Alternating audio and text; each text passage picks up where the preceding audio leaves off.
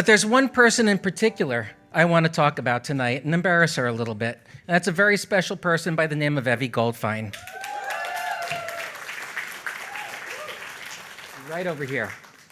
How shall I describe Evie? How shall I embarrass her a little bit?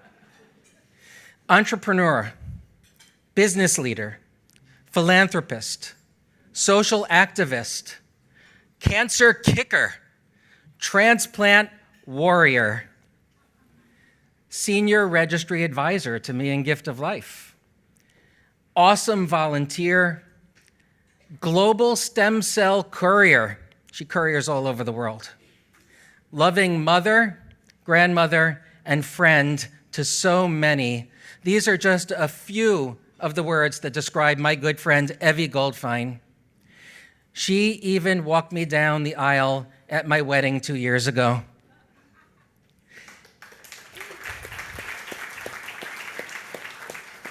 Anyone who knows Evie knows that when she sets her mind to something, she makes it happen. There's no ifs, ands, or buts. Impossible is not in Evie's vocabulary. Not only has Evie been involved from the very inception of the film project, she is a tireless advocate diversifying the registry to give patients of all backgrounds an equal opportunity to find their match. So, let us turn our attention to the screens to learn more about this phenomenal lady. Grew up in Brooklyn, New York. Then I wound up moving to Boston and I met my husband and I stayed in Boston. My parents were always very philanthropic. I was taught to help other people that needed it more than I do. Donating is something that everybody should do as far as I'm concerned. If you can afford it, you should be giving away money. My life was very exciting. I worked for this awesome company. We built the first cell phone service in the United States. It's now T-Mobile. I had just retired and I was on the beach and I'm lying there and I'm saying, wow, what is this lump in my groin area? And a friend of mine who's a nurse was with me and she said, you need to go to the doctor immediately. And then I was diagnosed with stage 4 lymphoma. You don't have time for a second opinion. What went through my head is that somebody is going to die, but it ain't going to be me. I'm not leaving my children by themselves. They were 15 and 18 when their father died, and it was only like 6 years later. They were still very young. I just wasn't going to die. I was going to live. And here I am. I remember hearing about Evie getting sick and that she was going to have a bazooka level of chemotherapy, and this was as close to death as she would ever come. But Evie sort of had that personality that it wasn't going to matter to her because she was going to just work her way through it. And then I relapsed a number of times before I had a transplant. And the donor came from the Gift of Life Marrow Registry. This is why Gift of Life is so amazing. I grew up in a family of 9 children, and we grew up with the values that you have to give and help others. There was a woman in the community that was ill, and it was just natural that we all went to get tested on her behalf. But a couple years later, I was studying in Israel. I got the call that I was 1 in a million, and that was Evie. The transplant really focused her on Gift of Life and made her realize what an important organization this was and how special a guy like Jay Feinberg, who started it, was. The work that he does is incredible, and the work that Gift of Life does is incredible. They saved my life.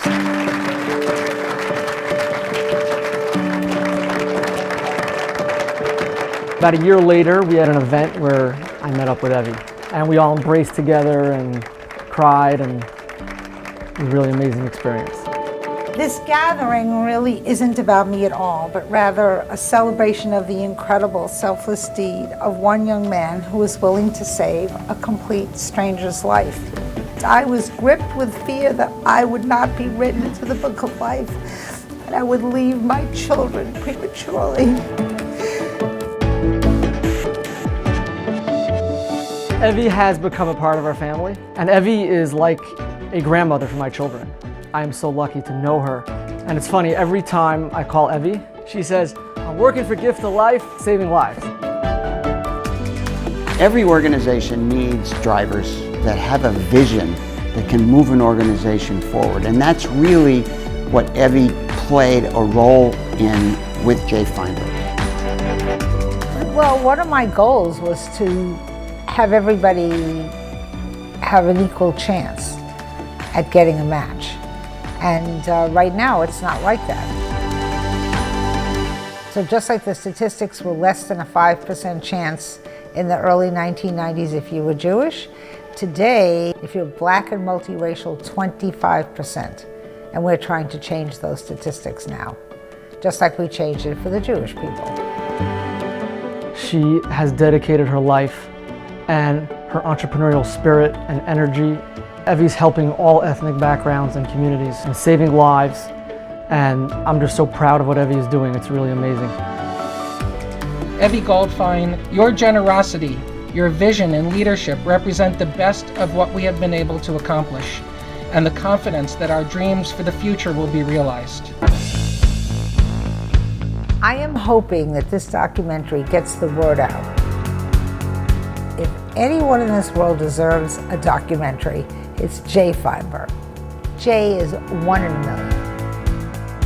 There's not many people who would be 22 years old, getting a transplant and saying, if I make it through this, I am spending the rest of my life saving the lives of others. And he has saved thousands of lives. The purpose of doing a film like this is to honor Jay, but also to expose Gift of Life to millions of people. I must express my most sincere gratitude to Evie Goldfine, our honoree. It's just amazing what Evie's done. What she's accomplished for Gift of Life and for our communities is unbelievable.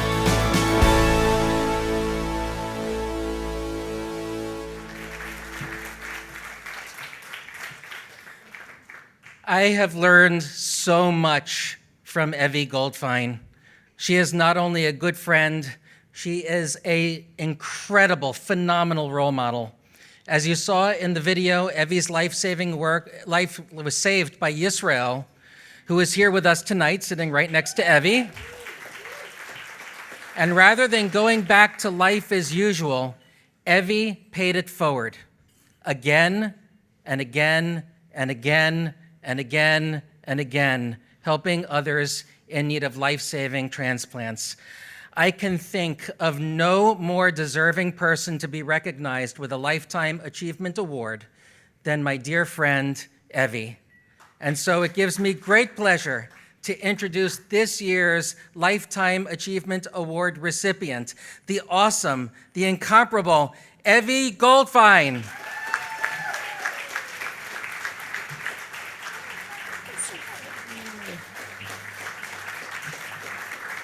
Oh, you have to take it. Come over here. What?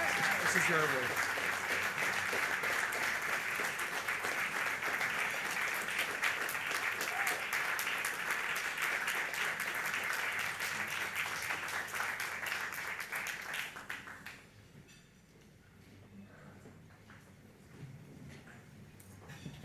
So my speech that I was going to say is very repetitive now, okay?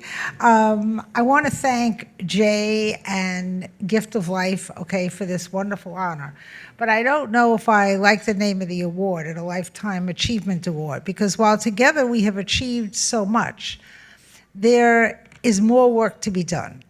And my promise to Jay and everyone in this room is that I will continue to do everything I can to make sure that every patient in this world who needs a transplant will get one. It's hard to believe that it was 18 years ago when I was introduced to my hero, my donor, Yisrael Meyer Goldman. Okay, he's here with us tonight, and he needs to stand up and be recognized. Okay?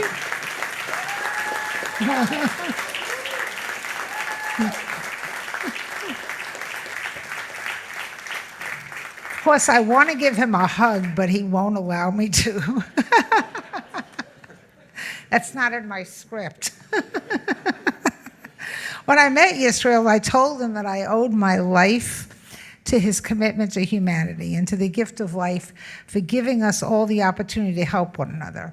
I announced that it was my time to give back to society, and I'd like to think that I made Jay and Yisrael, my children, and others proud. Okay?